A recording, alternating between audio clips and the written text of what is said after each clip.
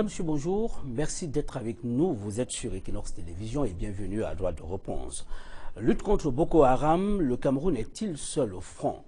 Le plaidoyer pour une solidarité régionale et même internationale est-il porté par des médias camerounais et la presse notamment? Nous allons voir tout à l'heure dans le décryptage du traitement de l'information offert par des journaux cette semaine si la presse est allée au-delà de la simple annonce du soutien du gouvernement tchadien pour poser des problèmes de fond. Pourquoi Paul Biya n'était-il pas à Paris? C'est le quotidien La Nouvelle Expression qui s'est lancé dans cet exercice. Le quotidien se pose la question de savoir pourquoi Paul Biya n'était-il pas à Paris et quoi détenir la réponse à cette préoccupation. Le président de la République n'y était pas pour des raisons qui tiendraient au désaccord avec la mère patrie au sujet de la lutte contre Boko Haram.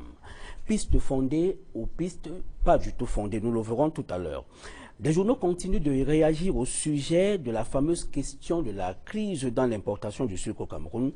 Une préoccupation qui pose aujourd'hui le problème de la capacité pour le pays à produire ce qu'il consomme ou encore à consommer ce qu'il produit. Nous embarquons cette semaine avec des panélistes comme d'habitude assez composites sur le plateau de Droite de Réponse sur Equinox Télévision. Docteur Marius Baha, bonjour. Bonjour, merci de m'avoir invité. Merci d'avoir accepté également cette invitation. Je dois dire que vous êtes économiste. Nous aurons également un qui se rapproche du secteur, le docteur Simon Basilikin Domilep. Il est également universitaire, il sera avec nous. Benjamin Guifo, bonjour. Bonjour Fénelon, bonjour aux téléspectateurs de Droite de Réponse. Alors vous vous présentez comme un acteur de la société civile. Bien évidemment. Cabral Libi, qui est un habitué des plateaux de Droite de Réponse, bonjour. Bonjour Monsieur Maroc, bonjour à de nombreux téléspectateurs que j'ai le plaisir de retrouver aujourd'hui. Merci une fois de plus d'accepter ce rendez-vous. Vous êtes journaliste. La presse camerounaise, une fois de plus, endeuillée, c'est un hommage que nous voulons rendre à notre confrère Javis Nana de Canal 2 International, qui a rangé sa plume hier. Beaucoup de courage à tous ceux qui sont aussi durement éprouvés. Cédric nous fait le bonjour. Bonjour Fénelon. Alors pour situer nos nombreux téléspectateurs, consommateurs de l'information qui attendent impatiemment, nous allons voir comment est-ce que la presse camerounaise a traité de l'actualité qui fait débat sur le plateau de Droite de Réponse cette semaine. Des journaux se sont réjouis d'une annonce faite cette semaine. Il s'agit de l'arrivée d'un important contingent de militaires tchadiens en soutien aux soldats camerounais dans la lutte contre Boko Haram. La Nouvelle Expression a fait la synthèse des communiqués de N'Djamena et Yaoundé sur cet engagement militaire. Ce journal affirme que le Tchad va non seulement envoyer des soldats, mais aussi du matériel et des informations sur les activités de Boko Haram. Le Messager, quant à lui, s'est intéressé aux facteurs qui ont poussé le Tchad à voler au secours du Cameroun. Il y a tout d'abord la prise d'une base militaire destinée à une force multinationale et l'afflux des déplacés nigérians vers N'Djamena. Cependant, le Messager a noté des zones d'ombre dans l'annonce faite par le Cameroun et le Tchad. La taille du renfort n'a pas été précisée, de même que la forme que prendra cet engagement tchadien aux côtés des Camerounais. Néanmoins, le Messager et la Nouvelle Expression n'ont pas manqué de souligner l'appel à la solidarité lancé par le Tchad aux États de la sous-région afin de soutenir le Cameroun et de faire échec aux incursions déstabilisatrices de Boko Haram. À la veille de cet appel du Tchad, le Messager avait déjà évoqué un plan secret de l'Union africaine contre Boko Haram au regard de la menace grandissante que ce groupe terroriste fait peser sur la paix. La commission de l'UA s'est juste prononcée en faveur d'une réponse africaine et internationale, mais les bonnes intentions et les grandes déclarations sont insuffisantes selon la presse privée camerounaise. C'est l'une des raisons pour lesquelles Paul Biya était absent à Paris lors de la marche contre le terrorisme. À en croire la Nouvelle Expression, le Cameroun a le sentiment de se battre tout seul contre Boko Haram. Et dans les colonnes de la Nouvelle Expression, des experts en relations internationales jugent insignifiante la coopération avec la France depuis le déclenchement de cette guerre. Autre sujet d'actualité développé dans la presse, ce sont les crises et les plaintes enregistrées sur le marché du sucre au Cameroun. Dans un premier temps, le quotidien de l'économie constate que le ministre du Commerce n'a toujours pas fait le bilan de la suspension de l'importation du sucre. Pourtant, l'objectif est de savoir si la mesure gouvernementale a permis à la SOSUCAM de répondre ou non à la demande du marché.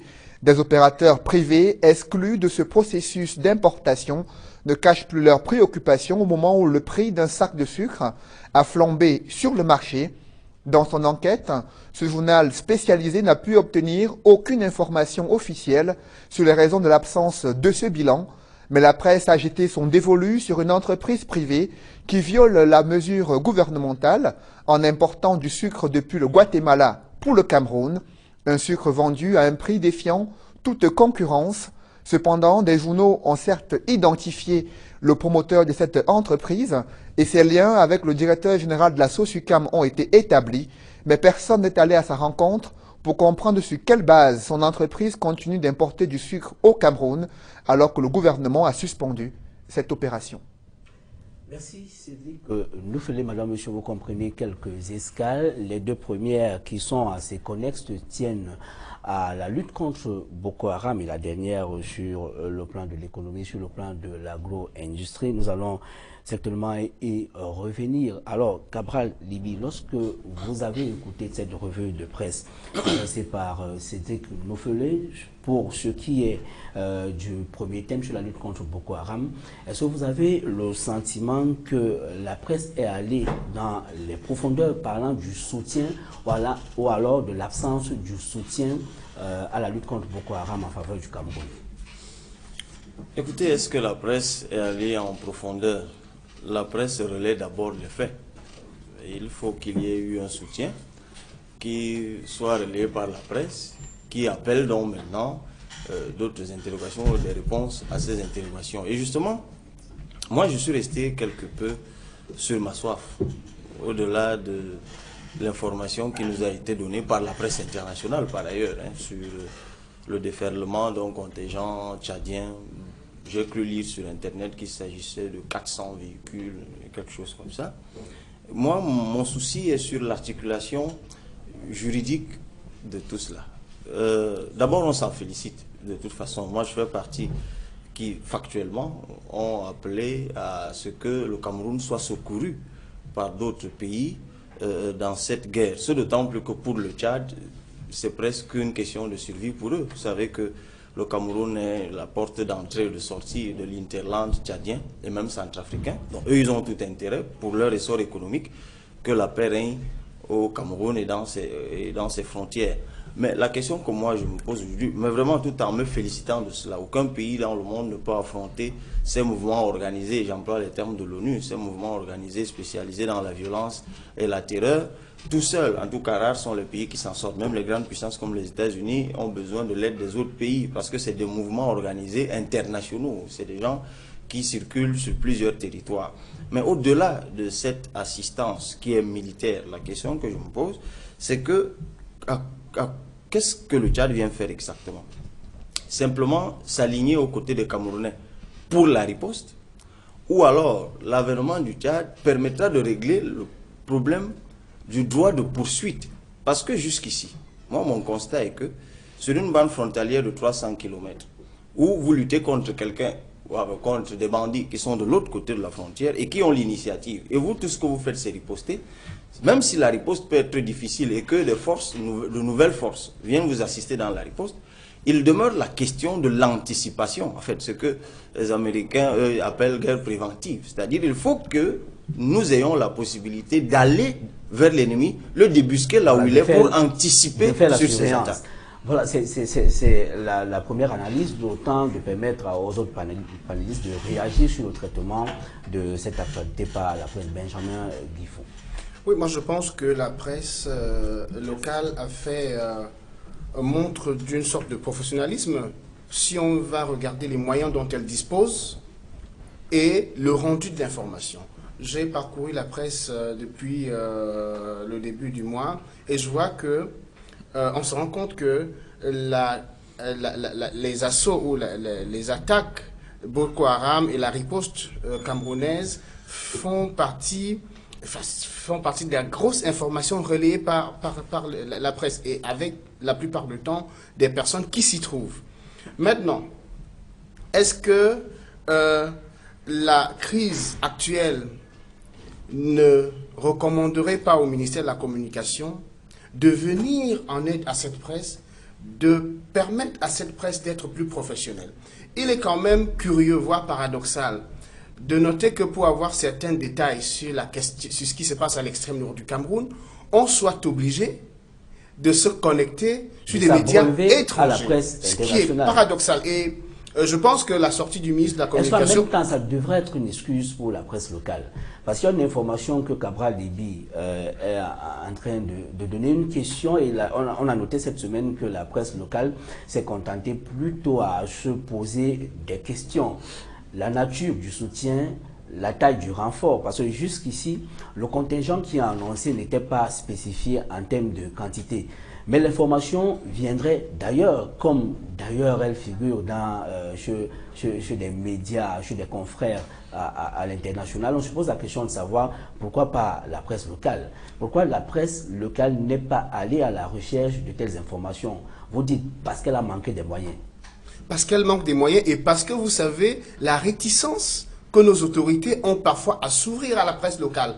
Il arrive que les informations de certaines natures soient plus facilement données à l'étranger qu'au Cameroun. Ceci dit, on est quand même conscient que la presse locale dispose des moyens assez insuffisants, ça on le sait. Le quotidien de la presse privée nous le démontre à suffire. Donc, il est important qu'on félicite déjà ce qui a été fait. Et moi, je pense que la presse est jusqu'ici solidaire de ce qui se passe à l'extrême nord. Parce qu'on aurait pu aborder la question de l'extrême nord sous d'autres angles. Mais la presse s'est refusée, pour rester solidaire avec son armée, s'est refusée d'aborder des notions qui peuvent diviser. Et je pense que la presse attend encore une sorte de retour positif du gouvernement. Donc pour moi, la presse fait jusqu'ici un bon travail et elle a besoin d'être accompagnée. Marousse, est-ce que vous partagez ce sentiment que la faiblesse de la médiatisation ou alors le difficile accès à l'information essentielle dans cette guerre traduit un peu l'attitude du Cameroun et même sa volonté de masquer l'information? Non, on peut pas dire que le gouvernement est masqué l'information. Vous savez, le domaine est un domaine extrêmement sensible, même dans des pays qui sont des grandes démocraties comme la France. L'information est filtrée et c'est depuis le cas de Brienne dans le ministère de la Défense que l'information est filtrée. Même les images sont souvent des images filmées par l'armée française ou l'armée américaine et données aux journalistes.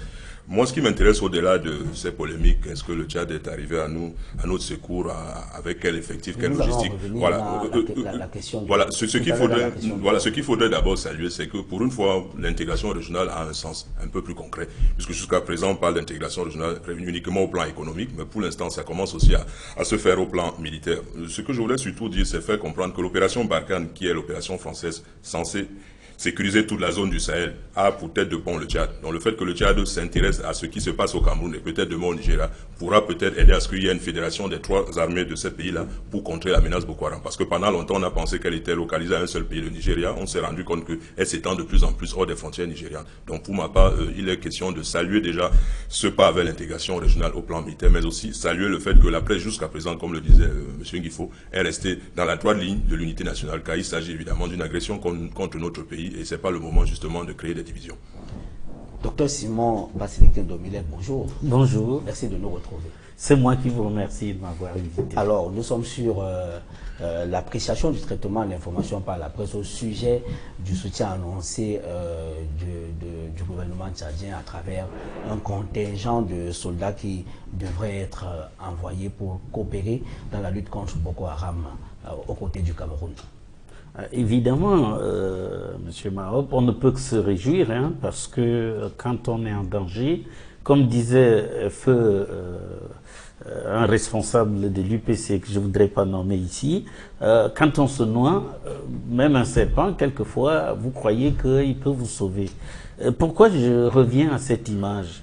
Parce que pour moi, le fait que le siège de l'opération Barkhane soit situé à N'Djamena fait que, aux yeux des Camerounais et des Africains vraiment patriotes, on devrait douter de la sincérité. N'Djamena, le Tchad devient un compagnon, un frère douteux.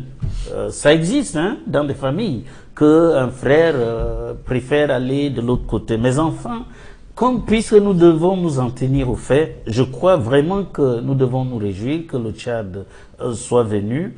Mais personnellement, je crois que le jour où on déplacera l'opération Barkhane de N'Djamena à autre part, en dehors de l'Afrique centrale, puisqu'il y a déjà une base française au Gabon, et à Bangui, avait-on besoin d'une troisième?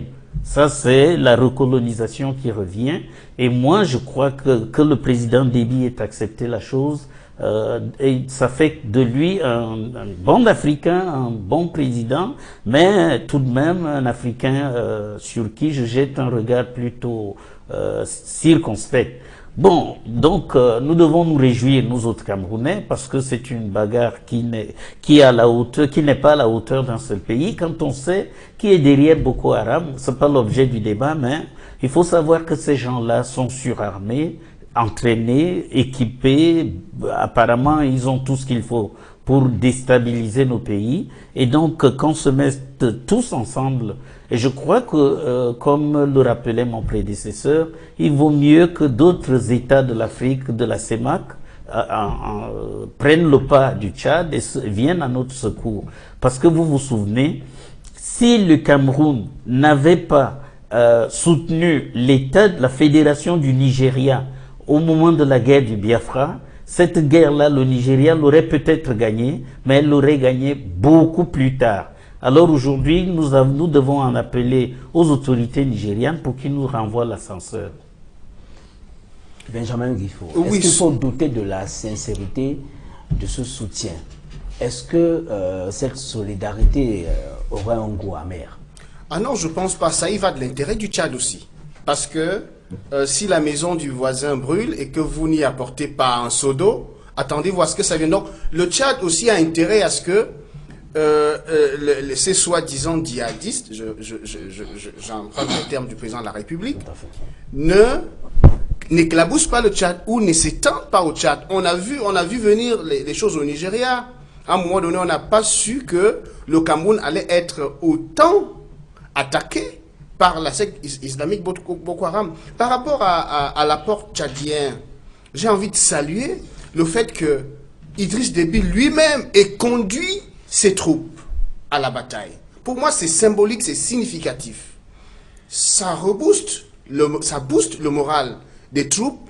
Ça démontre aux populations tchadiennes que cette question préoccupe au premier chef le chef d'État tchadien et que c'est une chose à prendre très au sérieux. On peut le souligner pour le regretter, le fait que notre président n'ait pas cru devoir faire un tour au nord, ou alors ne fût-ce que s'adresser de façon spécifique à ceux qui sont au front, il leur a adressé des mots, mais il le fait au travers de son ministre. Travers soit de son ministre, soit en passant par son discours de fin d'année. Son ministre en charge des questions de défense qui était d'ailleurs au Tchad. Au Tchad, qui était représenté au Tchad. Ce qui nous pose quand même quelques difficultés. Donc, nous pensons que sur le plan symbolique, compte tenu de l'importance des enjeux, il eût fallu que notre chef de l'État prenne le taureau par les cornes. Et puis j'ai envie d'apprécier ce que Déby a fait. Bien entendu, il faut rester prudent sur cette générosité, entre guillemets, tchadienne. Mais on la salue parce que, vous le savez, Boko Haram fait peur. Boko Haram a décimé le nord-est du Nigeria. Boko Haram est une terreur, y compris de plus en plus dans nos villes. Donc, que nous ayons du soutien, ça nous réconforte et ça donne du baume à nos militaires qui sont au front et ça nous laisse croire que, voilà, il y aura d'autres supports qui vont arriver, mais il y a une question qui va se poser. Alors, j'espère que sur le plan stratégique, ça a été fait. L'organisation de toutes ces personnes qui viennent nous aider. Tout à fait. Oui, honnêtement, faut pas simplement être méfiant. Parce que quand on regarde le fond des choses, on sait que Boko Haram, comme la plupart des mouvements djihadistes, sont financés par les pays du Golfe. sont supervisés par les grandes puissances occidentales, dont la France et les États-Unis. Pourquoi tout d'un coup la France sent-elle le besoin d'installer une armada en Afrique? J'allais dire en Afrique centrale. Parce que comme je vous disais tout à l'heure, il y a 3 bases françaises. Il y avait déjà 2 bases françaises. Vraiment une 3e de cette envergure-là. Et surtout, quand on voit comment ils se conduisent. De part et d'autre du Cameroun. Voilà. Dites-moi, monsieur, vous ne pouvez pas me laisser entendre que on vient enlever 200 jeunes filles à moins de 300 km de la base d'Arkane. On les amène quelque part et tous les moyens modernes dont disposent les armées françaises n'arrivent pas à détecter. On ne peut pas me dire que 200 personnes surarmées partent du Nigeria, traversent la frontière du Cameroun et viennent causer tous les dégâts, toutes les situations misérables, malheureuses dont nous sommes victimes aujourd'hui, et les armées françaises à 2 pas de là ne voient pas. Moi j'ai dit, est-ce que M. Déby est vraiment, le président Déby, vient-il vraiment nous aider ou est-ce le cheval de Troie? Je crois que les Camerounais devraient se poser cette question, à commencer par ceux qui sont au sommet de l'État. Cabral. Oui, peut-être avant de revenir sur la circonspection qu'affichent certains de nos compatriotes à l'endroit de l'aide tchadienne, moi je voudrais revenir peut-être encore sur quelques faits sur lesquels la presse n'a peut-être pas, de mon point de vue, marqué une réelle emphase. Au moment du débarquement ou de l'embarquement du contingent tchadien, pour ceux qui ont vu les images, j'ai vu des populations tchadiennes massées le long des rues pour accompagner leur armée. Avec des pancartes. Même si, avec des pancartes. Même si cette masse, en fait, même si c'était organisé, au moins il faut saluer le génie de celui qui a pensé à le faire. Parce que pour le moral des troupes, c'est important. Ce soutien populaire. Et dans notre contexte, à nous ici, nos armées ont beau se déplacer depuis qu'on en entend parler vers le nord, souvent pour aller faire la guerre à Boko Haram, on a rarement vu ça, c'est-à-dire des populations camerounaises. Discrétion oblige, nous sommes en temps de guerre. Oui, mais non, mais ok, le Tchad vient donc vous aider, là-bas il n'y a pas de discrétion et vous le saluez. Donc, moi je crois que c'est important pour les troupes, même si c'est organisé. Parce qu'effectivement, le fait que nous ne le fassions pas au Cameroun, ça laisse prospérer l'idée d'une césure entre les populations et l'armée. C'est-à-dire, on a le sentiment que c'est une affaire entre la classe dirigeante et son armée. Et ça préserve le fameux cliché de l'armée qui intimide, de l'armée qui effraie. Moi, je pense qu'on peut aussi prendre cette affaire pour prétexte pour réconcilier notre armée à sa base populaire, au moins pour changer la perception qu'on a de cette armée. Ça, c'est une chose. Et puis, autre chose encore. Moi, je voudrais poser une question simple. La presse aussi aurait dû la poser beaucoup plus profondément. Quelle est la réaction du Nigeria depuis 2 jours qu'on en parle? Le Nigeria, parce que cette affaire ne peut se faire. C'est bien que le Tchad vienne aux côtés du Cameroun, mais il faut que le Nigeria aussi prenne un engagement formel. Alors la réaction du Nigeria est très ambiguë. Ils saluent eux aussi la venue du Tchad, mais ils disent que tout cela doit se faire de façon coordonnée selon les plans qu'ils ont mis sur pied au Nigeria. Et vous comprenez que là encore il y a un problème, parce que si on fait un flashback, il y a 1 an seulement, pratiquement jour pour jour, Goodluck Jonathan était au Cameroun et sollicitait un droit de poursuite en terre camerounaise. À l'époque, nous qui pensions que cette affaire était loin de nous, nous n'avions pas accordé ce droit de poursuite. Et vous savez que c'est réciproque. Peut-être qu'il y a encore le spectre de Bakassi et tout le reste, mais cette question de fond demeure. On a beau masser des gens de long de notre frontière, il va falloir trouver Boko Haram. Maintenant, sur le soutien, sur la suspicion ou la circonspection, comme je le disais tout à l'heure, écoutez, ceux qui sont méfiants vis-à-vis de l'aide tchadienne, on n'est pas là pour gâter l'union sacrée, non, pas du tout. Mais ils n'ont pas totalement tort. Parce que l'armée française, l'armée tchadienne était au Mali. L'armée tchadienne était en République centrafricaine. Et le passage de cette armée en République centrafricaine a laissé des traces plutôt sulfureuses. D'ailleurs, c'est en queue de poisson que cette armée est partie de la Centrafrique. Et l'armée tchadienne est perçue dans la sous-région depuis un certain temps comme le bras séculier de la politique ou alors de la géopolitique française ou alors du retraçage des contours du précaré français. Donc, pour cette seule raison, en tout cas, pour ce qu'ils ont fait au Mali, pour ce qu'ils ont fait en Centrafrique, ceux qui estiment qu'il y a un agenda caché, bien qu'on n'ait pas les preuves de cela, n'ont pas totalement tort. Et on ne peut pas non plus évacuer du revers cette question pour le simple fait que le Tchad est venu nous secourir. Je crois que c'est autant de questions de fond. Parce que ça ne sert à rien d'accueillir les armées tchadiennes aujourd'hui à nos côtés pour que dans un an ou dans moins d'un an, nous nous retrouvions en train de le regretter. Et quand je dis nous, là, cette fois, c'est les populations qui seront concernées. Parce que quand les armées viennent et que d'autres choses se dessinent autour, c'est tout le monde qui en souffre. Moi, je crois, pour ma part, il parlait tout à l'heure de l'information. C'est vrai que l'information est stratégique. Vraiment, il y a des informations. Moi-même, si j'étais ministre de la Défense, je ne viendrais pas les donner sur un plateau d'équinoxe. Puisqu'il y a l'ennemi, je suis sûr que Boko Haram regarde ce type d'émission. Mais je crois quand même qu'il y a, et je présume qu'en fond, même si on ne le dit pas, nos experts militaires travaillent sur toutes ces questions. Ils ont certainement évalué l'impact de l'aide tchadienne. Peut-être qu'ils ont une meilleure idée de l'agenda caché qu'il y a derrière. Mais je crois que c'est des questions de fond qui méritent de s'y attarder. Oui, juste pour revenir sur la circonspection dont le docteur Basilikine faisait écho tout à l'heure.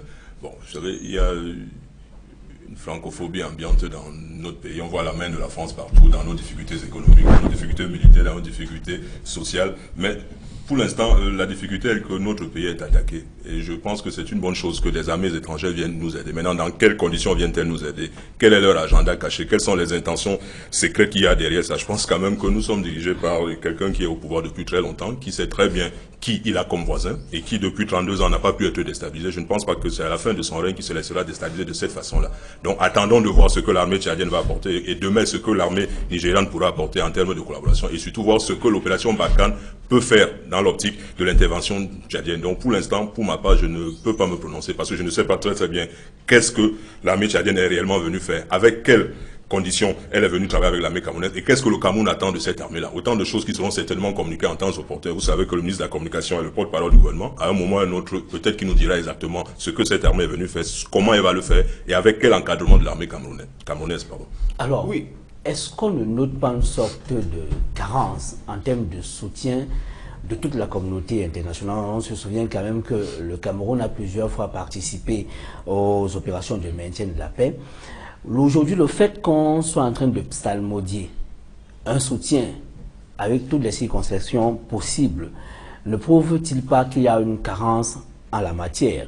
Le soutien annoncé à des doses homéopathiques, on se pose la question de savoir pourquoi est-ce qu'il y a cette réticence de la communauté internationale tout entière à soutenir le Cameroun qui combat contre Boko Haram.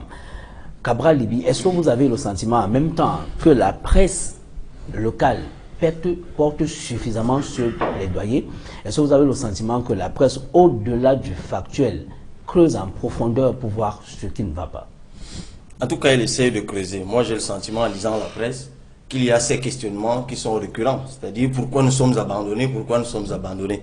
Mais je crois, pour mieux comprendre cela aussi, il faut revenir sur l'attitude du Cameroun il n'y a pas longtemps.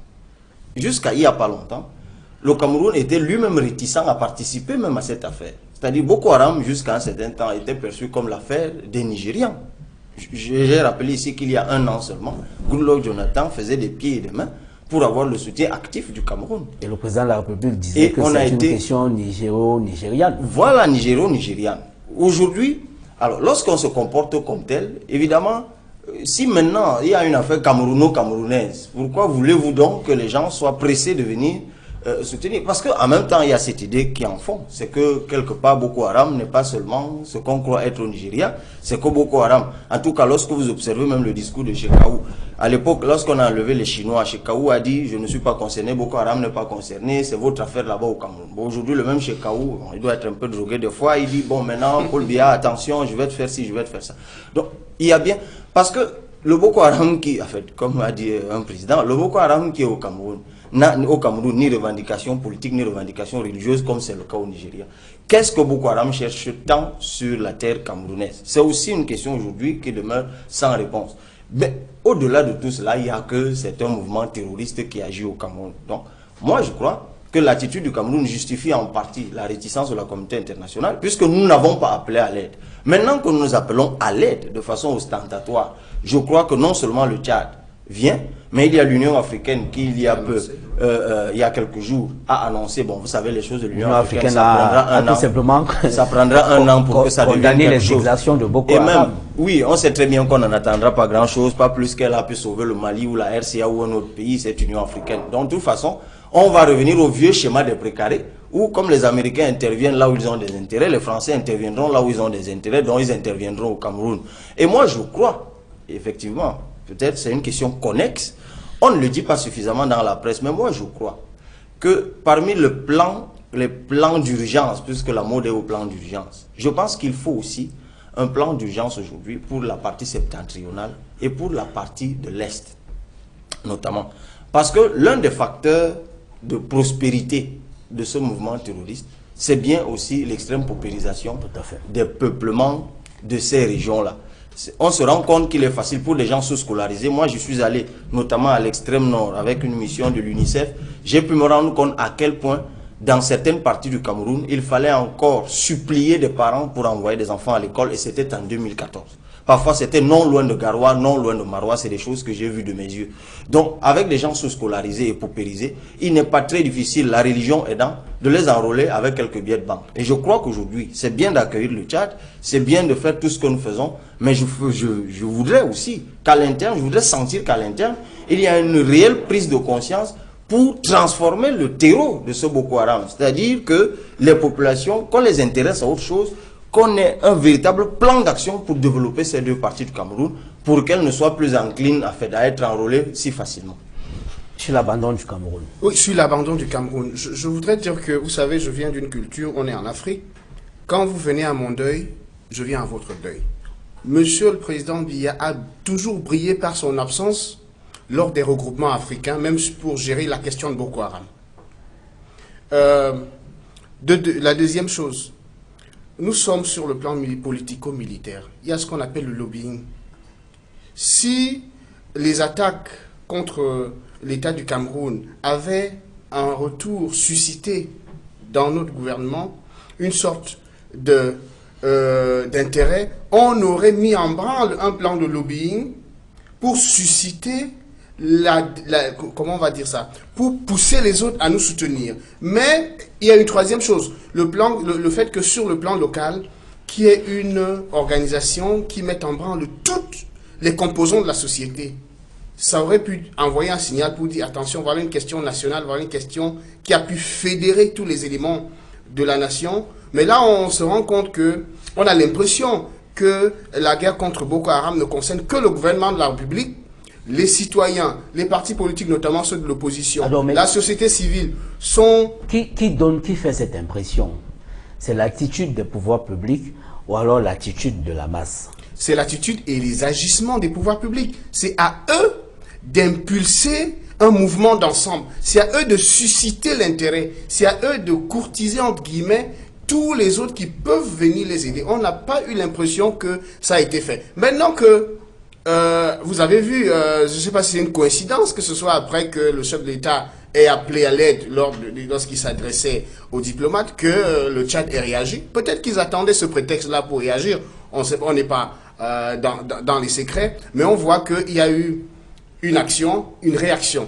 Nous attendons de voir, et après l'annonce du Tchad, il y a d'autres mouvements. Vous savez, l'armée de l'Union africaine avait annoncé depuis très longtemps son intérêt à combattre Boko Haram, à mettre des moyens, à mettre une armée pour combattre Boko Haram. Ce qui a traîné jusqu'ici, on n'a jamais su pourquoi. Je pense que le délai, c'était novembre 2014, si mes souvenirs. Ce sont les États membres de la commission du bassin du lac Tchad, où le président de la République était qui a d'ailleurs représenté. Un contingent de 700 hommes opérationnels d'ici au 1er novembre passé de l'année dernière. Bien entendu. Mais je rappelle que c'est depuis 2005 qu'il travaille là-dessus. Ça fait 9 ans. Et comme je le disais, le président de la République, à l'époque, s'était fait représenter par son ministre, je crois, de la Défense. Donc, alors que tous les autres étaient là, tous les autres chefs d'État étaient là. Donc, moi, je pense qu'il a un peu minimisé ce fait-là et qu'il le rattrape aujourd'hui. Mais il se fait pas tard. Le chef de l'État a commencé à recevoir du soutien, nous l'espérons, sincère du Tchad. Il y a des annonces qui sont faites et nous espérons que le Cameroun sera bien orchestré. Tout, parce que c'est de là que va partir le succès de cette opération. La capacité à manager toutes ces troupes-là. Moi, je voudrais relativiser un peu l'attitude générale du Cameroun dans cette affaire. Vous savez, ce n'est pas quelqu'un qui a des habitudes que nous avons accepté, nous autres Camerounais. Ce n'est pas pendant 32 ans, il n'a pas fait ci, il n'a pas fait ça. C'est pas la 33e année qu'il va commencer à faire. Peut-être la force de la guerre va faire qu'il change. Le Cameroun depuis 1982, je veux dire, n'a jamais été exubérant, ni vis-à-vis des voisins, ni vis-à-vis des habitants d'autres lieux de la planète. Mais le Cameroun s'est toujours caractérisé par une sorte d'enfermement dans sa coquille. On a souvent le Cameroun a souvent envoyé des troupes aux opérations de soutien, c'est quand des demandes sont officielles depuis les Nations Unies ou sur invitation d'un pays bien précis. Mais sinon, le Cameroun n'est pas le genre de pays qui court au secours des autres, même si quelquefois on traîne, hein, même pour envoyer des condoléances à l'occasion de certains faits. Mais en tout état de cause, aujourd'hui, le Cameroun, malheureusement, je veux dire, les autorités camerounaises étant ce qu'elles sont, il ne faut pas croire qu'il y aura un élan populaire, il y aura un appel au peuple pour accompagner, soutenir son armée. Mais le peuple soutient notre armée. Vraiment, quand je regarde les télévisions, quand je feuillette la presse, c'est tout le monde, hein, tout le monde. Mais on a souvent fait reproche aux partis d'opposition de ne s'être pas montré très enthousiaste dans cette affaire. C'est que le RDPC lui-même. Alors s'ils ne sont pas appelés, comment est-ce qu'ils montreraient leur enthousiasme? Il montre, tout à l'heure on a dit, quand l'armée tchadienne s'en allait, il y avait une sorte d'accompagnement populaire. Vous savez, en 1939, tout le peuple était derrière les armées françaises, ce qui ne les a pas empêchés d'être battus quelques semaines plus tard. C'est pas ça qui fait la force d'une armée. Ce qu'il faudrait maintenant, c'est que le gouvernement ne considère plus que ces problèmes-là sont des problèmes privés pour le gouvernement. C'est tout le peuple. Chacun de nous a un parent, a un ami, a un frère dans l'extrême nord ou à l'est. Aujourd'hui, quel que soit le coin du Cameroun qui est touché, c'est tout le Cameroun qui est concerné. Et il est important que l'autorité camerounaise le dise clairement et que chacun se sente concerné. Vous savez, derrière Boko Haram, quelqu'un a dit tout à l'heure que Boko Haram n'a pas fait de revendications. Mais on sait que Boko Haram, au départ, c'était pour s'approvisionner au Cameroun. Et de plus en plus, personnellement, moi j'y vois une main étrangère pour déstabiliser le Cameroun plus particulièrement. Parce que nous avons une base française au sud du Cameroun, une base française à l'est du Cameroun et une autre au nord. Je ne sais pas si c'est un hasard. Personnellement, je suis inquiet. Justement. Sur la solidarité internationale.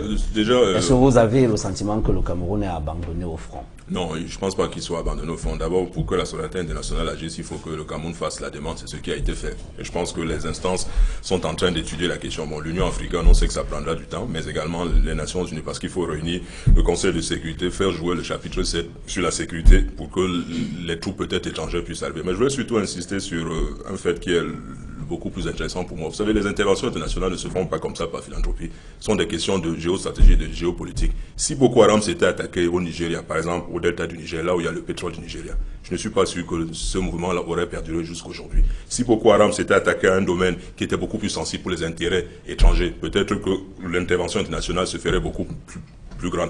Donc je pense que le fait qu'on soit dans des zones où les intérêts de ces pays étrangers-là ne sont pas visibles, comme disait Cabral Libi, les populations sont paupérisées, sous-scolarisées. Mais s'il y avait du pétrole au nord, s'il y avait de la bauxite au nord, s'il y avait de l'uranium au nord, je ne suis pas sûr que l'armée française, les autres armées internationales resteraient de marbre comme ça. Donc c'est à nous de faire le job en attendant que les autres viennent nous aider. Je pense que, encore une fois, le fait que le Tchad vienne, pour moi, j'ai pas d'arrière-pensée. Je refuse ce tropisme qui veut qu'à chaque fois que le Tchad intervienne, on voit la France derrière. Et que à chaque fois, la France fait la diplomatie de sa puissance.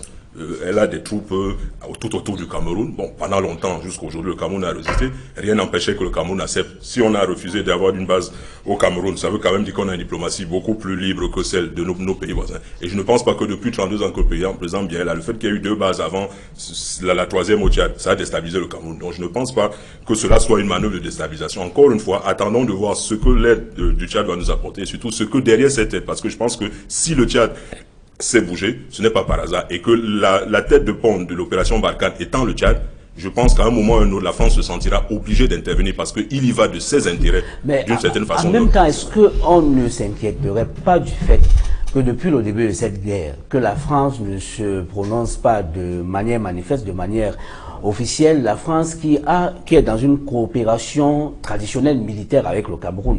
Non, le problème dans ces guerres-là, ce sont des guerres asymétriques. C'est pas un État qui a attaqué le Cameroun. C'est ça. Si vous prenez même tous les accords de coopération que le Cameroun a avec la France au plan militaire, il n'est pas prévu des mouvements djihadistes, il n'est pas prévu des mouvements terroristes. C'est ça le grand problème de ces interventions-là. Donc si on intervient sur le cadre des accords de coopération militaire qu'on a signés, c'est sur quelle base? Ces accords prévoient que si le Cameroun est attaqué par un pays étranger, la France pourrait venir à son secours, par exemple. Ce qui n'est pas le cas. C'est un mouvement que personne, c'est une nébuleuse que personne n'arrive à cerner. Personne ne sait ce qui se cache derrière. Mais je pense quand même que maintenant qu'on a pris conscience que ça commence à gêner sérieusement les pays importants comme le Cameroun, le Tchad, voire le Nigeria, à un moment ou à un autre, encore une fois, vous savez, les Occidentaux, je n'y crois pas en leur philanthropie, ils n'interviennent que quand leurs intérêts sont menacés. Donc, tant qu'ils considèrent que ce que Boko Haram fait au nord du Cameroun, au nord du Nigeria, au nord-est du Nigeria, n'est pas encore si grave pour leurs intérêts, ils n'interviendront pas. Mais je pense quand même que vu l'ampleur que le mouvement commence à prendre et la puissance que Boko Haram commence à avoir, parce que tout le nord-est, toute la partie de Bornéo, de Maïdougouri, la main Niger n'y est plus. Et si ça continue comme ça, on risque d'avoir une bonne partition du Nigeria, comme si c'était un pays divisé en deux.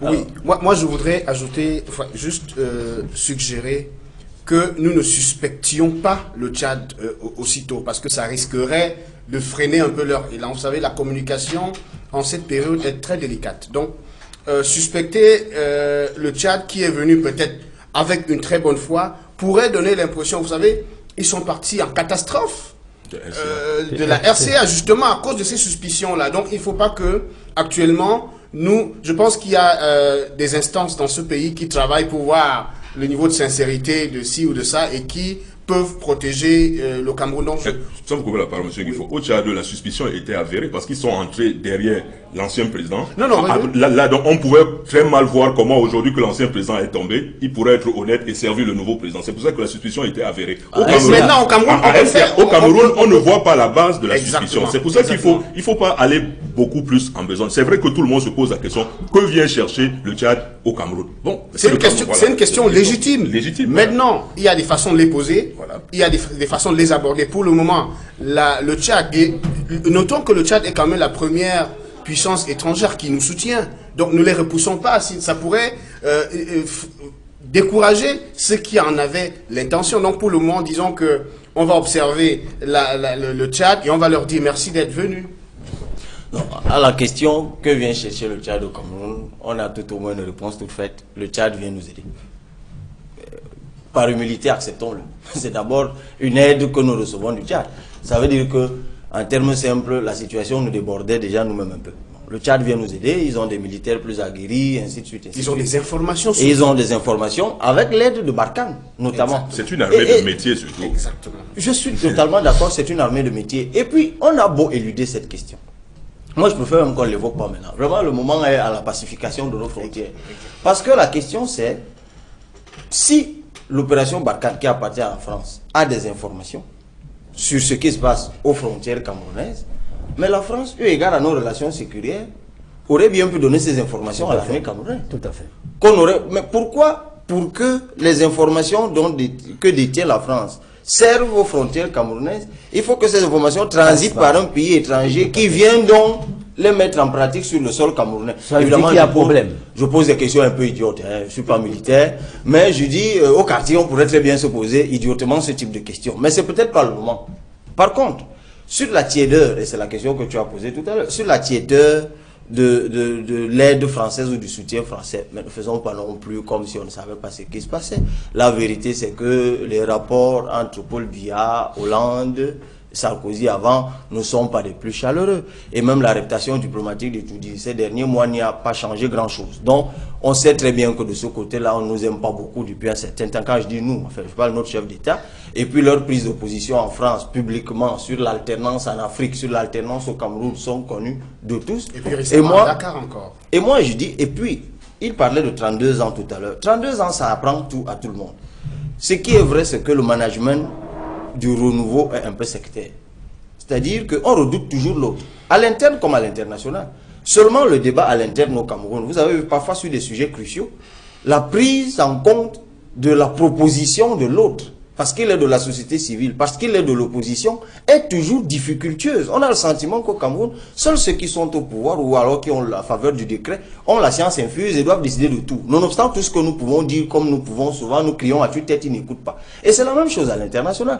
Aujourd'hui, il y a une psychose à étudier. C'est-à-dire, tout le monde veut chasser Paul Biya, tout le monde veut renverser Paul Biya. Et puis, si on accepte que les troupes internationales arrivent au Cameroun, au lieu de venir seulement nous sauver, ces troupes vont transporter autre chose qui à terme va nous renverser. Donc on est toujours dans des sortes de calculs, mais en réalité en 2015, vous allez faire ces calculs jusqu'où? C'est-à-dire où vous vous ouvrez et vous recevez l'aide et tout ce qui vient avec, parfois votre renversement, ou alors vous vous fermez et vous faites face à vos problèmes à l'interne. Tel est gouverner le monde aujourd'hui. Oui, sur le silence de la France. Oui, notamment. Sur le silence de la France, quand j'entends dire qu'on a des accords, que la France... écoutez, Bakassi, c'était pas un mouvement nébuleux. Hein. C'était un État étranger qui avait occupé un territoire du Cameroun. On n'a pas vu la France se presser. D'ailleurs, en cette circonstance, on nous a rappelé à Paris, de Paris, que la France fait plus d'affaires avec le Nigeria qu'avec toute la CEMAC réunie. Donc, les pays ont des intérêts à protéger et pas de sentiments. Que M. Hollande ou M. Sarkozy n'aiment pas M. Biya, vraiment c'est secondaire. Si M. Biya dit aux Français, venez, nous avons de l'uranium du côté de Maroua, nous avons plein de pétrole dans l'extrême nord, venez, ils sont à vous. Je vous assure que les Français nous aideraient. Mais là, vous semblez ne pas comprendre ce qui se passe. Il se passe qu'aussi bien le Nigeria que le Cameroun ont donné de fortes concessions de recherche minière à des Chinois. Et ça, ni les Américains, ni les Français ne l'acceptent pas. Voilà l'origine de Boko Haram. On ne peut pas comprendre qu'un pays comme le Nigeria est pratiquement déserté, je veux dire, les armées nigérianes, est pratiquement déserté une bande de terre qui fait frontière avec le Cameroun. Ça, c'est inexplicable. On ne peut pas non plus comprendre que la diplomatie traditionnelle nigériane ait amené M. Goodluck Jonathan à rompre avec les Américains sur cette affaire-là. Donc, ne faisons pas comme si nous étions des enfants incapables de comprendre ce qui se passe. Il se passe que l'Occident ne tolère pas que les richesses qui sont chez nous soient à d'autres personnes qu'à eux. Et c'est là Boko Haram. Je ne suis pas stratège, je ne suis pas membre du gouvernement, je n'ai pas d'informations particulières, mais il suffit d'interroger les faits. Il suffit d'aller sur le net et on a ce genre d'explications. Personnellement, c'est là que je les trouve. Alors, un autre titre, Paul Biya n'était pas à Paris pour la marche contre le terrorisme. C'est le quotidien La Nouvelle Expression qui l'a mentionné cette semaine en se posant la question, mais en se donnant une réponse à cette question. Cet absent tiendrait des désaccords au sujet de la lutte contre Boko Haram au Cameroun. On annonce le soutien de la Russie. Est-ce que, avec cette annonce, on a vu dans les images comment est-ce que le président de la République du Cameroun a reçu au palais un émissaire de la Russie qui a promis un soutien militaire remarquable au Cameroun pour lutter contre Boko Haram. Est-ce que cette annonce, la présence de la Russie trace davantage la fracture qu'on pourrait suspecter entre le Cameroun et la France? Pour moi, la présence de M. Biya ou son absence, c'était pas important. Pour moi. C'est-à-dire qu'il s'agissait d'une grande mascarade, c'est mon point de vue, à laquelle le président de la République n'était vraiment pas obligé d'être là. Enfin, la Nouvelle Expression dit c'est à cause du désaccord entre la France et le Cameroun, mais ce désaccord n'a pas empêché M. le président de la République d'envoyer une lettre de condoléances. Il était d'ailleurs, je crois, parmi les premiers à le faire. À la France, non, je ne pense pas. Et puis physiquement, le président est un peu fatigué. Il faut le reconnaître. Et il n'avait pas prévu que ça arriverait. Vous savez, à un certain âge, on ne peut pas faire certaines choses. Il s'agissait d'une marche et tout ça. Et vous savez, si là on avait les possibilités, il serait allé. On sait combien M. Biya est prêt à faire des atalakou entre guillemets à la France, pour reprendre le crayon d'Abou, qui citait un président, qui caricaturait un président pour dire qu'il pleurait, c'était une question d'atalakou. Non, je pense que physiquement, le président de la République n'était pas prêt, ça c'est mon opinion, et puis il en a le droit, il est un peu âgé, et il s'agissait d'une marche, donc, et puis symboliquement, c'était pas important. Le président de la République avait mieux à faire chez lui. Je ne sais pas s'il l'a fait, mais il avait mieux à faire ici que d'aller à cette parade qui, pour moi, était une autre façon de... Enfin, les Français pleuraient leur mort, c'est normal. Nous avions notre deuil au Cameroun. Notre président avait le devoir de rester au Cameroun. Et il est resté. Donc pour moi, sa présence ou son absence, vraiment ne devrait pas faire... Voilà, son absence ne tiendrait pas de la réticence de la France à se prononcer de manière officielle au sujet de la lutte contre Boko Haram. Je ne pense pas. Il n'aurait pas envoyé une lettre de condoléances. Oui, disons, toujours pour embrayer sur ce sujet-là. Vous savez, il n'était pas le seul à n'avoir pas été là-bas. Barack Obama n'y était pas, même s'il a essayé de se rattraper en se rendant d'abord à l'ambassade française, mais surtout en envoyant cette semaine-ci John Kerry à Paris. Mais surtout, c'est un peu des excuses. Mais tout ça, c'est un peu le bal des faux culs. Regardez un peu tous ceux qui étaient autour de François Hollande. Ce sont des gens qui, dans leur propre pays, ne respectent pas la liberté d'expression qui est à l'origine de ce qui s'est passé à Charlie Hebdo. Prenez le Premier ministre hongrois, Viktor Orban. C'est pas un modèle de démocratie, de liberté d'expression. Vous prenez le Premier ministre Davutoglu qui était. Ce qui est drôle, c'est que même ceux qui étaient dans leur pays aujourd'hui, des intérêts français sont menacés. Le président nigérien y était, on a brûlé l'Institut français des Indes. Le président Macky Sall était, il y a des troubles au Sénégal.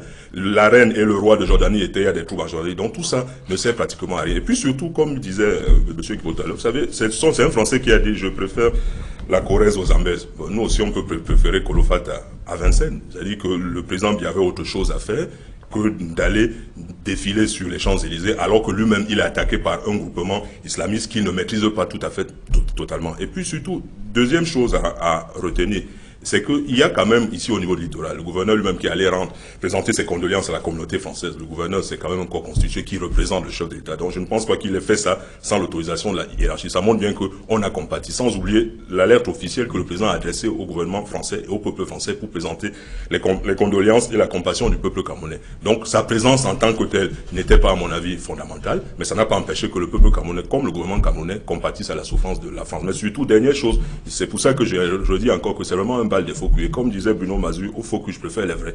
Pourquoi? Parce que pendant toute cette période où Charlie Hebdo a souffert de ce qui est un peu l'épilogue, il faut quand même rappeler qu'en 2005, Chab, donc Stéphane Charbonnier, le patron de la rédaction, a été sur une liste de 11 personnes dont la tête était mise à prix sur le site d'Al-Qaïda, sorti. Aucun journal français, ni Le Monde, ni Le Figaro, ni Libération, n'en a fait état. En 2011, il y a 3 ans, 4 ans, on a brûlé les locaux de Charlie Hebdo, on n'en a pas fait état. Depuis près de 4 ans, Chab se promenait avec un garde du corps. Est-ce que c'est normal qu'un journaliste se promène avec un garde du corps? Ça n'a choqué personne. Et aujourd'hui encore, la tête de Luz, celui qui a dessiné le Mahomet sur le dernier numéro, lui aussi sa tête est mise à prix. Personne ne s'en émeut. Quand dans 3-4 ans, puisque ces gars sont d'une patience inouïe, ils viendront le trucider comme ils ont trucidé toute la rédaction, c'est là où on amettera encore des gens. Donc vraiment, l'enjeu, à mon avis, n'est pas dans cette parade-là. La France faisait ce qu'elle a l'habitude de faire, démontrer qu'elle est une nation, elle a des valeurs. Est-ce que le Cameroun était obligé d'y être de par la présence de son premier magistrat? Je ne pense pas. Et je pense quand même que nous, ici, à notre niveau, nous avons compati à la douleur de la France suffisamment. Alors, vous savez, dans les relations internationales, s'il y a un principe qui est fondamental, c'est celui de la réciprocité. Oui, la France... le Cameroun a même réagi par une lettre de condoléances. Officiel. Mais combien de lettres avons-nous reçues lorsque on a attaqué tout un vice-premier ministre, en réputant son épouse, tuant tout le monde dans sa maison? Ça, ce n'est qu'un exemple. Je ne sais pas si en ce moment-là, on a reçu une lettre de condoléances de la France, je n'en sais rien.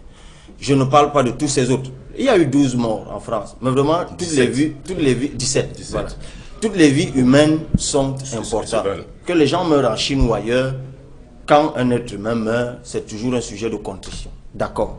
Mais nous, Boko Haram parfois arrête un car ou un bus, tue 22 passagers. Ça ne choque personne. Ça ne choque personne. Ça dit rien à personne. Égorge même des gens. On ne reçoit pas de lettres de condoléances. C'est pour ça que moi, même la lettre de condoléances de Paul Biya m'insupporte. Parce que pour moi, cette génuflexion diplomatique n'est même pas différente de la parade risible dont parle mon frère, qui a mis en scène des dictateurs. Ces dictateurs. C'est la même chose. Moi, vous savez, moi, je suis de la génération 2015, enfin, je ne sais pas, nous sommes des Africains d'une autre époque.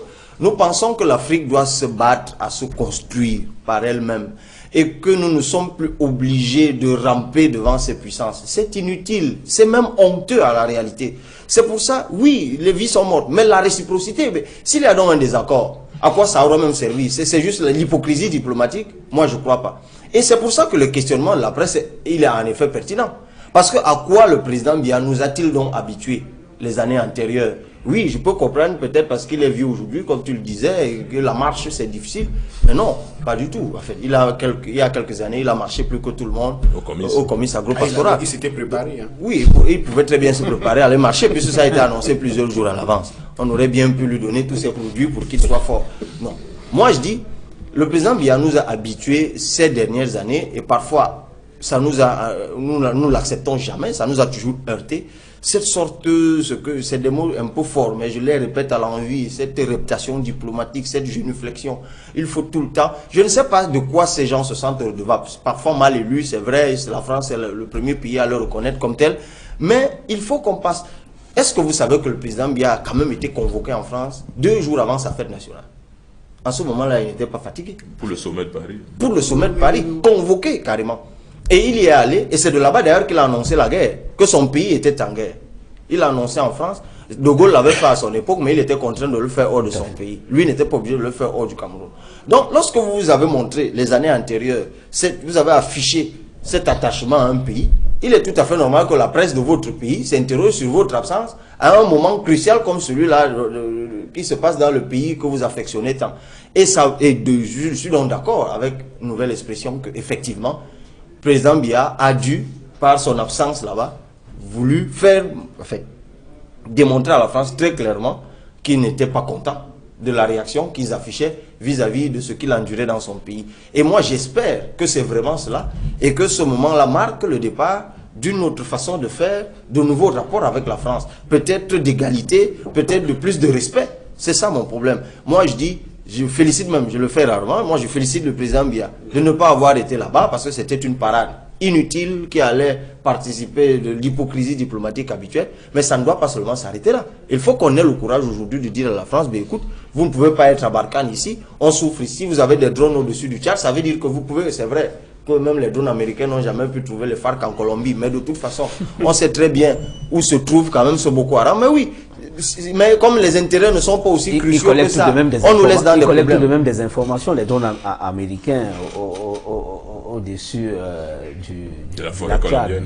Oui, mais ils ont des informations, et d'ailleurs c'est grâce à leurs informations que les Colombiens essayent autant que faire se peut, c'est presque annihilé aujourd'hui, la question des FARC. Donc, moi je dis, la France, il faut que nous ayons une position beaucoup plus énergique vis-à-vis de la France. Par-dessus tout, c'est quand même un pays qui est à la peine aujourd'hui, économiquement, et qui a besoin même de pays africains pour se refaire une santé économique. Et pour moi, cette seule raison suffit pour que nous apprenions à lever notre Chine et à nous adresser à ces puissances avec beaucoup plus d'orgueil. C'est une nouvelle forme de coopération qui... Monsieur Mao, il y a une manière française camerounaise, une manière de Camerounais de parler français. Ils disent toujours à l'unanimité plus un. Là, aujourd'hui, sur votre plateau, vraiment, c'est l'unanimité. Et moi, je voudrais être celui qui ajoute un plus. Moi, je n'ai pas regardé quand le corps diplomatique a présenté ses vœux à notre président de la République. Mais mes étudiants, sachant quels sont les sentiments que j'éprouve généralement dans ce type de situation, le lendemain, dès que nous avons repris des cours, des étudiants m'ont dit « Mais monsieur, l'ambassadrice de France n'était pas là pour présenter les vœux. » Moi, je n'ai pas regardé. Je ne sais pas si elle y était. Mais n'y était pas, effectivement. Tout de même, monsieur Mao, vous êtes... C'est rien hein, d'être présent ou de ne pas être présent.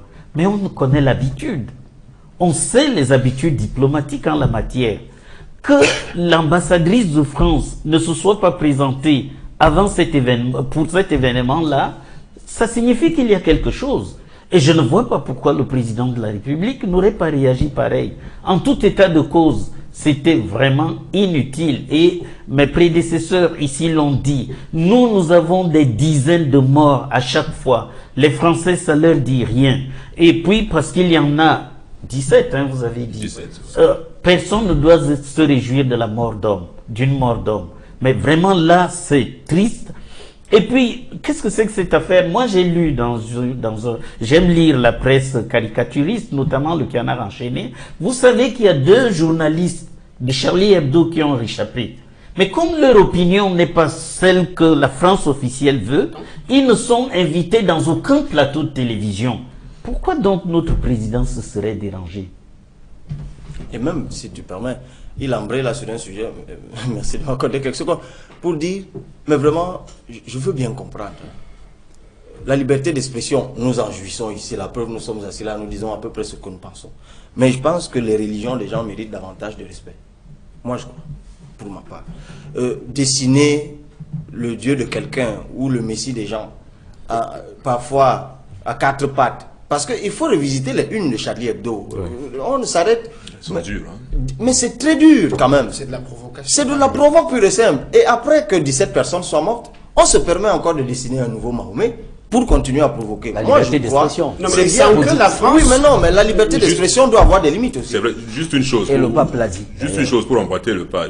Si vous lisez le Nouvel Obs de cette semaine, justement, c'est le seul journal qui a eu un ton différent de la messe globale de compassion et tout. Le Canard enchaîné aussi. Il y a un journaliste qui est un ancien de Canard, de Charlie Hebdo, qui relatait la conférence de rédaction de 2011, justement, où George Wolinski demandait à Stéphane Chabionnet, est-ce que ce qu'on a fait, la sortie, les caricatures de Mohamed, alors que toute la presse européenne a refusé, est-ce qu'il est normal et de bon ton de continuer à le faire? Voilà maintenant qu'on a brûlé le siège de Charlie Hebdo.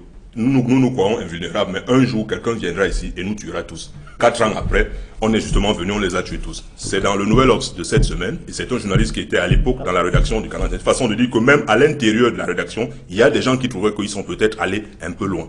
C'était juste une petite réflexion. La liberté d'expression a des limites. D'ailleurs, le pape l'a mentionné cette semaine. Pour revenir à la Russie, pour sortir de ce thème, alors l'annonce de l'aide de la Russie, quel peut être aujourd'hui le symbole? Est-ce que c'est le symbole d'une volonté de rompre avec les pratiques avant en termes de coopération bilatérale ou multilatérale, ou alors on s'est considéré déjà comme des laissés pour compte, on s'est considéré comme des désespérés? Oui, moi je pense que la Russie profite entre guillemets aussi de l'occasion pour anticiper sur ce que la France aurait dû faire. Vous savez, le problème que la Russie a aujourd'hui avec l'Europe, elle se dit, ok, si je peux m'exprimer en Afrique autrement, si je peux montrer aux Africains qu'une autre coopération est possible, contrairement à ce à quoi ils ont droit jusqu'ici, alors je le fais. Moi, je crois qu'on est en politique, c'est une stratégie. Maintenant, on ne peut que saluer cette annonce russe et dire que nous attendons, et puis ce qui peut fâcher aussi la France.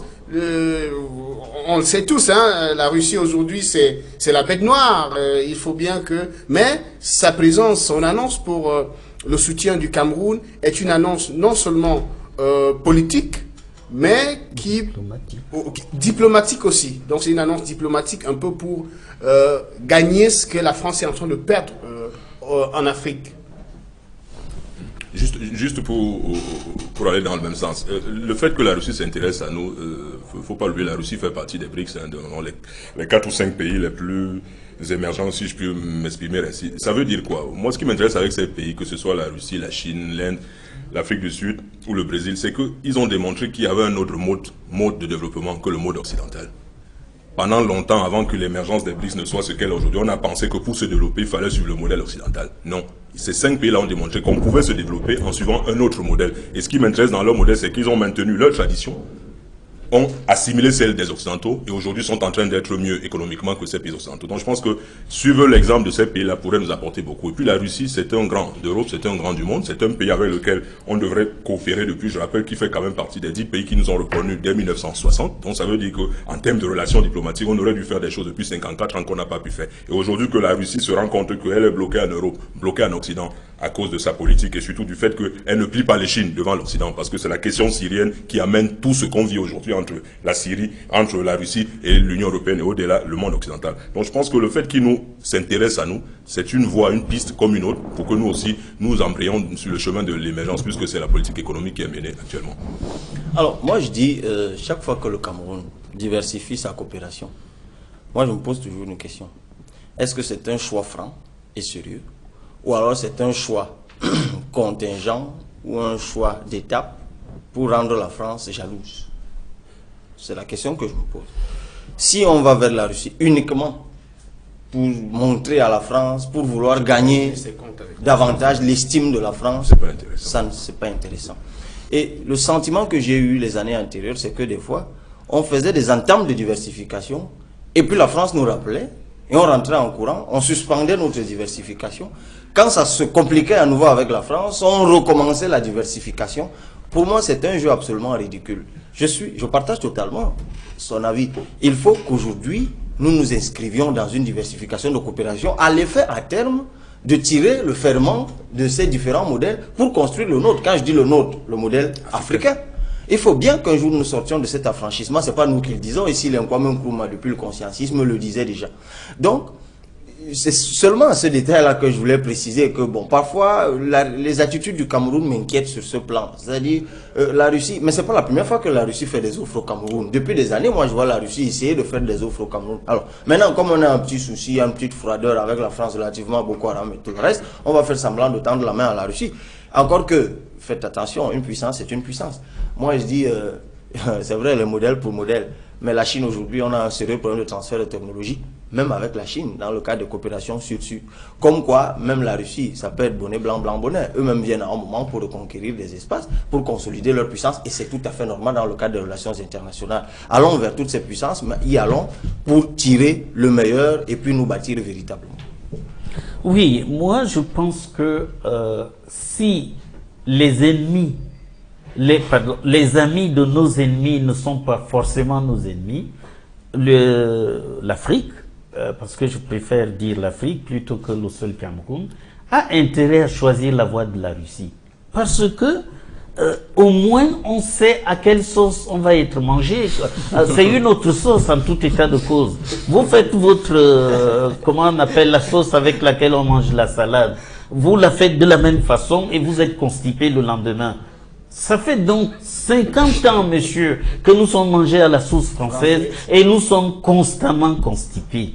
Pourquoi ne pas essayer autre chose? Une autre sauce? Donc, moi, je dis que le gouvernement du Cameroun devrait, les Africains en général, devraient profiter de ce que, en ce moment, la Russie, qui est une très grande puissance scientifique, militaire et industrielle, du moment qu'on essaye de l'isoler, c'est le moment de lui tendre les bras. Parce que je suis certain, les Russes, vous savez, ils ont plein de pétrole.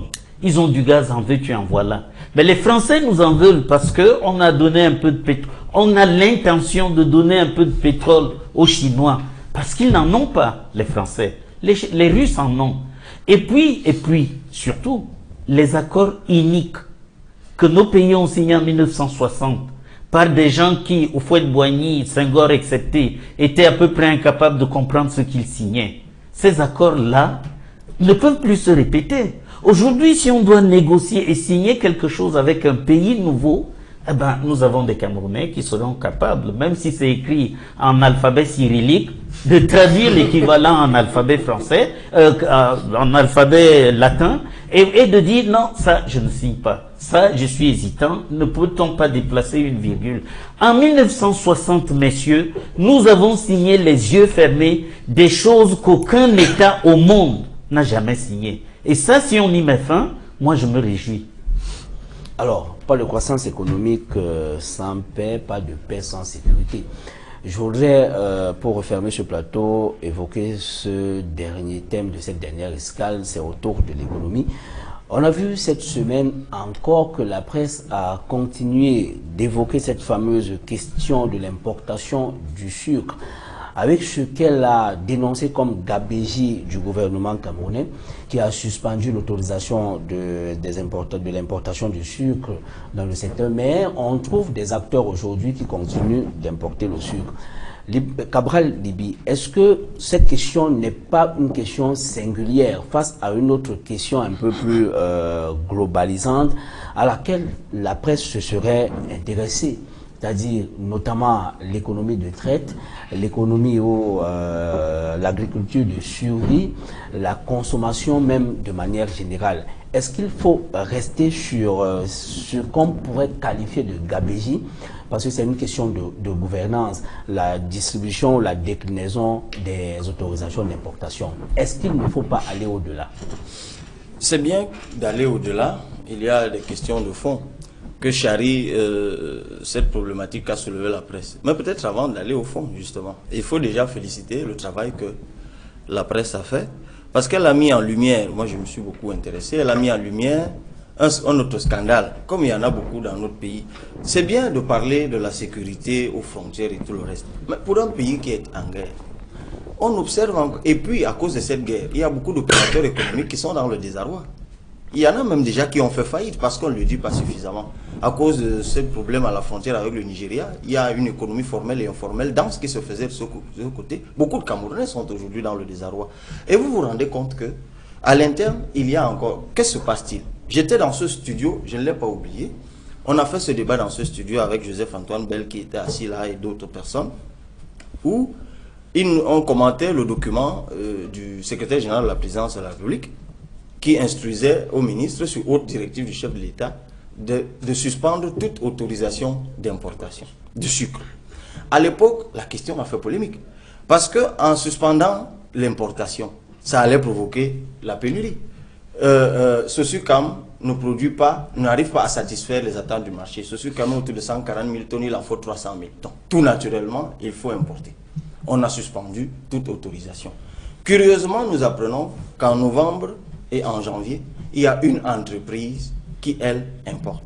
Et quand je lis la presse, ça s'est affiché là tout à l'heure, quelle est cette entreprise? C'est ITF Corporation, qui est dirigée par qui? Par Frédéric Mvondo, qui est DGA de Kribi Power Development Corporation, DG de Dibamba Power Development Corporation, DG de Globelec, qui est une entreprise, une filiale d'Actis, et qui est pour couronner le tout le beau-fils de Louis Yinda, qui est PDG de la Sosucam.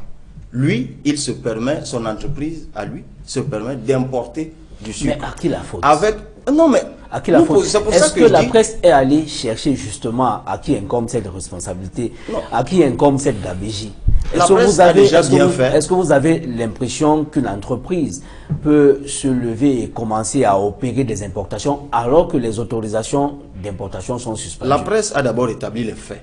Que le fameux sucre Magdalena... Alors mais maintenant, est-ce qu'il ne faut pas aller au-delà? Maintenant, il y a des enquêtes, si vous avez lu, moi, notamment le quotidien de l'économie, et bien plus le forum, ils ont essayé d'aller chercher d'où ça tenait tout cela. Évidemment, il n'y a pas aujourd'hui, voilà ça qui s'affiche, il n'y a pas aujourd'hui de preuves palpables de ce qu'on est autorisé à nouveau des importations. Ça met simplement en évidence le fait qu'il y a des magouilles dans la République qui autorisent les uns à profiter du malheur des autres. C'est ça qui est grave. Mais ça renseigne aussi sur le délitement de notre tissu économique. Tu parlais de l'économie de rente tout à l'heure. C'est ça, notre facteur de production. Si nous ne pouvons pas nous doter d'industrie, vous savez, il y a un document qui a été publié par le MINEPAT, un plan de modernisation de l'économie camerounaise par rapport aux APE. Et quand vous lisez ce document, il est très intéressant. C'est la République du Cameroun qui produit le document. Et on vous dit que notre système productif est complètement déficitaire. Et que notre économie est foncièrement tertiarisée, comme on dit, c'est-à-dire que c'est uniquement le commerce, et le commerce des intrants importés. On ne transforme strictement rien. Vous savez, Paul Biya lui-même l'a dit le 31, on exporte à peine 4 ou 5 produits, lui-même l'a dit en passant comme une blague. Donc on est dans un pays où il n'y a pas de tissu véritablement industriel, et du coup, nous vivons un peu comme au petit bonheur de la chance, et d'ailleurs nous nous permettons d'entrer même dans les APE pour achever le délitement de notre économie. Et pour sous-tendre tout ça, vous avez des scandales comme ceux-là que nous évoquons. Pour moi, c'est un scandale qui trahit un autre problème. C'est-à-dire qu'on a un tissu industriel qui est faible, tout le monde le sait. Ça aurait pu être la pénurie du sucre ou l'insuffisance de production de la société qui produit le sucre chez nous aurait pu être, ce problème aurait pu être une opportunité. Dans ce sens que la demande est forte, l'offre est faible. Pourquoi est-ce qu'on n'aurait pas plutôt cherché à moderniser la production du sucre, quitte à satisfaire la demande locale et exporter? Ce qui me semble un peu... Il se peut que ce vendeur, il serait fonctionnaire si... Absolument. Il serait fonctionnaire. Il est fonctionnaire. Et il est à la tête d'autant d'entreprises et ça dit rien à personne. Voilà un monsieur, tout le monde sait qu'on a interdit l'importation du sucre au Cameroun, du moins c'est formel. Personne ne sait quand est-ce que cette interdiction a été levée. Personne ne sait comment ça arrive que... À qui incombe donc le rôle de faire savoir? Est-ce qu'il faudrait aujourd'hui rester focalisé sur un individu ou une entreprise? Est-ce qu'il faut continuer de lui jeter l'opprobre? Est-ce qu'il ne faudrait pas fouiller suffisamment pour dépasser ce cadre et apporter des solutions réelles à la carence? Moi, je pense que ce monsieur n'est que le côté visible d'une grosse mafia. Moi, je pense qu'il s'agit d'une mafia qui est organisée pour enrichir un ensemble de fonctionnaires.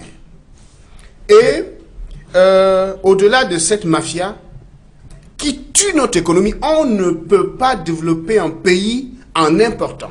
J'aurais été d'accord qu'on limitât les importations pour encourager la production. Il en va du sucre, il en va de tous les autres. Moi, les allumettes que j'utilise à la maison, je l'ai découvert l'autre jour, viennent de l'Indonésie. Les cure-dents viennent de la Chine, etc., etc. C'est impensable dans une économie comme celle-ci. On aurait pu penser pour relancer cette économie, apparemment, c'est une préoccupation, du chef de l'État. Je l'ai lu encore pour le libéralisme communautaire l'autre jour.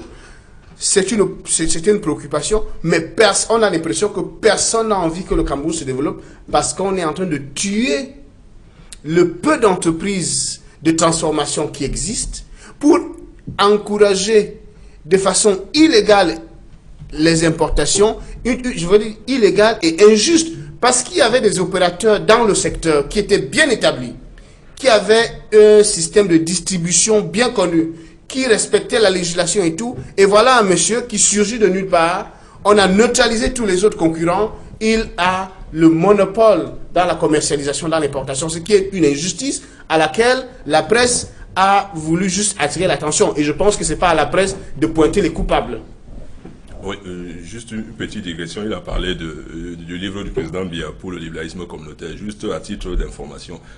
Le président Lula du Brésil, qui a fait 2 mandats et qui est parti avec un taux de popularité de 80% qui ferait pâlir d'envie certains présidents encore en exercice. Son ministre de la Communication avait révélé que y compris en France, bien sûr, l'une des sources d'inspiration du président Lula, c'était le livre du président Biya pour le libéralisme communautaire. Regardez ce qu'il en a fait pour son pays. Il a réduit de près de 40% le taux de pauvreté dans son pays et il a créé une classe économique. Pour revenir au problème qui nous concerne, c'est vraiment un problème de fond, un problème de gouvernance économique. Nous avons toujours parlé de ça. Notre pays est un pays qui a une économie d'extraversion, une économie d'achat-vente, ce qu'on appelle trivialement Bayam Selam. Aucun pays au monde n'a réussi à se développer en faisant comme ça. Parce que ce qu'on appelle en économie, la valeur ajoutée, n'existe pas dans notre économie. Donc les importations, quand on les bloque, généralement, c'est pour favoriser la production intérieure. C'est-à-dire pour qu'une économie, une industrie locale naisse. C'est ce que la Chine a fait, c'est ce que l'Inde a fait, c'est ce que le Brésil a fait. Dans ce pays-ci, nous avons fait ça il y a quelques années, il y a quelques décennies. Je rappelle que pendant longtemps, dans ce pays, il était interdit de vendre des piles. C'est Pilcam qui avait le monopole. Il était interdit de vendre des allumettes. C'est Unalog qui avait le monopole. Ça a créé quoi? Une classe économique et des hommes d'affaires qui aujourd'hui encore, près de 40-50 ans après, sont toujours des hommes d'affaires. Donc il est temps aujourd'hui de penser à créer encore cette dynamique-là d'hommes d'affaires. C'est comme j'appelle souvent de nouveaux capitaines d'industrie. Il faut quand même saluer les progrès qui sont faits dans ce sens par les pouvoirs publics. Parce qu'il faut savoir aussi décrypter les messages qu'ils nous envoient. Depuis quelques années, il y a une série d'actions qui sont menées, qui ne sont peut-être pas valorisées comme il se doit. L'émergence dont parle le chef d'État, progressivement, petit à petit, on lui donne quoi? En lui donnant surtout un socle, qui est la petite et moyenne entreprise. Une banque des Camerounaises des PME est en création, est en gestation. Une agence de promotion des PME est également en gestation, puisque les organes sociaux ont été nommés et tout ça est mis en place. Le but, c'est quoi? C'est de faire en sorte que, derrière ces organes-là, qu'on comprenne la nécessité de faire des PME dans notre pays, le socle de l'émergence, c'est-à-dire le starting block à partir de lequel duquel toutes les politiques économiques peuvent être menées. Pourquoi? Parce que ce sont les seules entreprises, encore une fois, dans notre pays, qui emploient des Camerounais, qui payent les impôts, qui n'exportent pas les revenus, qui ne payent pas les dividendes, bref, qui réinvestissent l'ensemble des fonds gagnés ici et qui appartiennent aux Camerounais. Parce que prenez n'importe quel secteur économique dans notre pays, il n'y a aucun secteur économique dans ce pays qui est dominé par une entreprise camerounaise. Tous les secteurs, vous trouvez des étrangers. Prenez les banques, les 13 banques, il y a une seule banque camerounaise. Vous prenez les assurances. Toi. Une seule grande. Afriland. Oui, une grande. Afriland, les autres, c'est des micros, je parle des grandes. CBC, quand même. CBC, ça a été récupéré par l'État, mais c'est sous administration provisoire. Vous prenez les assurances, Ouais. il n'y en a qu'un seul. Vous prenez l'industrie brassicole, il n'y en a qu'un seul. Bref, vous pouvez prendre beaucoup de secteurs comme ça. Vous voyez que l'enjeu n'est pas à ce niveau-là. Mais surtout, ce que nous voulons faire comprendre, c'est que ce problème d'importation-exportation, ça fait partie des leviers que l'État a pour la politique budgétaire. Parce que, comme le docteur Basiki disait, au niveau de la politique monétaire, nous sommes bloqués parce que certains accords font que notre monnaie n'est pas gérée par nous-mêmes depuis un certain nombre d'années. Donc la seule option, la seule alternative que nous avons, c'est la politique budgétaire. Donc la politique qui agit sur les biens et services. Or, ces biens et services passent par les importations et les exportations. Et comme le chef d'État l'a souligné, nous exportons à peu près maximum 3 produits. C'est-à-dire 3 produits dans notre pays font 84% des exportations. Le bois, le pétrole et je crois la banane ou le cacao-café. Comme le cacao. En fait, ça dépend. Soit ça dépend. Voilà, donc 3 produits. Donc vous voyez que le caoutchouc. Le cacao. En plus, on a parlé depuis le comice agro-pastoral de Bolova, de l'agriculture de deuxième génération. C'était justement, c'est l'occasion idoine de faire de cette industrie, de cette agriculture-là, l'un des leviers de notre industrialisation. C'est pour ça qu'on parle d'agro-industrie, c'est-à-dire faire en sorte que tous les produits qui sortent du terroir camerounais soient transformés sur place et créent de la valeur ajoutée, créer des emplois, mais surtout créer une industrie. Parce que ce qui manque dans notre pays, ce sont les industries. Or, ce sont les industries qui créent de la richesse. Ce sont les industries qui font des grands pays. Aucun grand pays au monde ne l'est sans avoir une industrie derrière elle. La Chine, la Russie, l'Inde, le Brésil, que nous admirons tant, sont passés par là, en bloquant les importations et en développant une économie locale et en mettant en œuvre... Alors, puisqu'on sait ce qu'il y a lieu de faire, pourquoi est-ce qu'on ne fait justement pas ce qu'il y a lieu de faire? À qui la faute? Est-ce que l'investissement privé, on peut compter avec? Qu'est-ce qu'il faut? Est-ce qu'il faut une mobilisation alors? Est-ce qu'il faut une réelle volonté politique? Non, il faut une réelle volonté politique. Vous savez, dans toute organisation, l'État est une organisation comme une société, une entreprise, toute une organisation. Il y a 3 leviers sur lesquels on peut jouer. Les structures, les méthodes et les hommes. L'État a mis en place une série de structures pour booster l'économie. L'État utilise des méthodes de très grand niveau pour essayer d'apporter un plus à son économie. Je pense au management par objectif qui existe, à la gestion axée sur les résultats qui existe, à la planification stratégique via le DSE qui existe. Le problème, c'est le 3e levier qui n'est pas activé, c'est celui des hommes.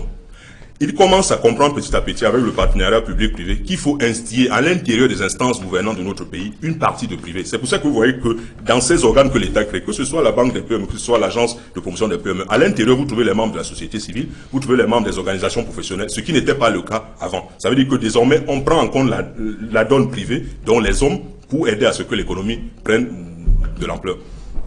Oui, Monsieur Mao, toutes les questions que vous nous posez aujourd'hui sont liées. Parce que ce problème du sucre-là, à mon humble avis, nous n'avions pas à faire la génuflexion diplomatique quand les organismes de Bretton Woods sont venus nous dire privatiser Kamsuko. C'est-à-dire, prenez Kamsuko et faites-en cadeau à Sosukam. Voilà le résultat. Quand on nous a dit l'ONCPB, il faut fermer, nous avons fermé. La Côte d'Ivoire a gardé la caisse stable. Et aujourd'hui, alors que nous étions à peu près au même niveau en 1960-65 en production du cacao, la Côte d'Ivoire a 1 250 000 et nous sommes péniblement autour de 250 000 tonnes de cacao annuelles. C'est pour dire que nous avions dans ce pays une stratégie qui consistait à ce que des organismes comme l'ONCPB, comme la CNPS, qui avaient des réserves monétaires, étaient susceptibles d'investir dans des sociétés industrielles qu'on créait avec l'État. Eh bien, ces messieurs de Bretton Woods sont venus avec leurs gros sabots, fermer tout ça. Et nous sommes repartis de zéro. Et je vous assure, je ne suis pas un devin, mais la logique économique fait que, avec la signature et l'entrée en vigueur des APE, notre situation ne fera qu'empirer. Non mais écoutez, je pense que lorsqu'on a écouté tous ces développements, pour ceux qui disent qu'on ne propose jamais rien, vous suivez ici, qu'on donne des suggestions que les gouvernants peuvent très bien récupérer. Et au-delà des développements fort éminents économiquement qu'il a fait tout à l'heure, on est totalement d'accord qu'il faut relancer la production, ça veut dire les facteurs de production. L'accès au financement, c'est bien une banque de PME en gestation, mais elle est depuis très longtemps en gestation, il faut bien qu'elle soit... Le Gabon a un fonds de 12 milliards pour la création de PME. L'un des facteurs de production, c'est le financement. Et absolument, il faut que cette banque existe. Et au-delà de la cherté même de ce qui existe, tant que l'énergie est encore un problème, l'électricité, tout le reste. Voilà. Mais moi, je dis sur la question du sucre, il a parlé de la gouvernance tout à l'heure, c'est ça le problème. C'est suffisant ce que nous avons dit, c'est pour qu'une enquête soit ouverte, pour que les responsabilités soient établies. Le parallélisme de forme voudrait simplement que si ces parents communiquaient, qu'on nous a annoncé que les importations étaient interdites ou suspendues, il faut que ce soit par un communiqué qu'on nous annonce qu'elles sont à nouveau ouvertes. Merci. La presse est sur la question. Attendons de voir. Merci d'avoir accepté cette invitation. Madame, Monsieur, merci de nous avoir suivis. C'est la fin de cette autre livraison de droit de réponse sur Equinox Télévision cette semaine. Restez connectés sur nos programmes. Au revoir.